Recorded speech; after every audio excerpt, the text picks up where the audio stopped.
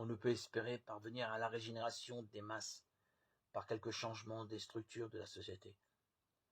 Mais on peut voir la vie des personnes changer par la découverte de l'Évangile. On peut voir s'opérer en elles la délivrance. Car l'Évangile peut faire de chacun une nouvelle créature. La bonne nouvelle, c'est le pardon en Jésus-Christ, la nouvelle naissance dans l'esprit, et une vie dans laquelle les relations avec Dieu et avec les autres hommes sont transformées et régénérées. Le récit de la vie de Cyprien, leader de l'Église d'Afrique, illustre bien la manière dont la conversion change les relations d'une personne avec la société qui l'entoure. Fils d'un officier romain, Cyprien avait tout ce qu'il pouvait désirer. Déjà un homme mûr, la quarantaine environ. Cyprien lut les écrits de Tertullien et se mit à beaucoup admirer cet homme de Dieu.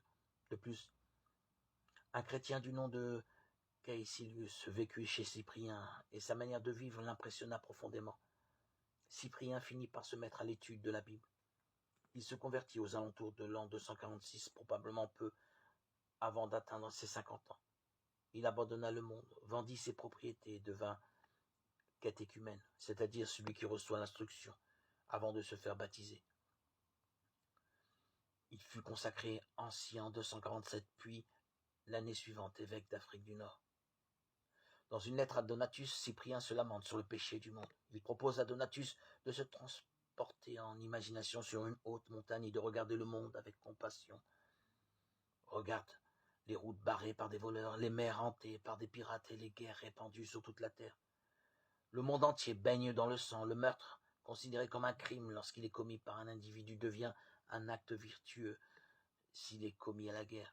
On veut que les méchants actes de guerre ne soient point punis, non parce qu'ils sont sans péché, mais parce qu'ils se font à grande échelle.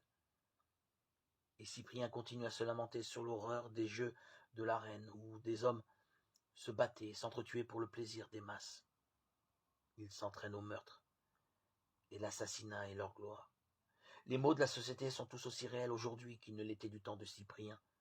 La guerre est devenue infiniment plus terrible, les tortures sont de plus en plus raffinées. Pourtant, aujourd'hui encore, les serviteurs du Christ, en tant que groupe et en tant qu'individus, peuvent avoir une influence sur la société.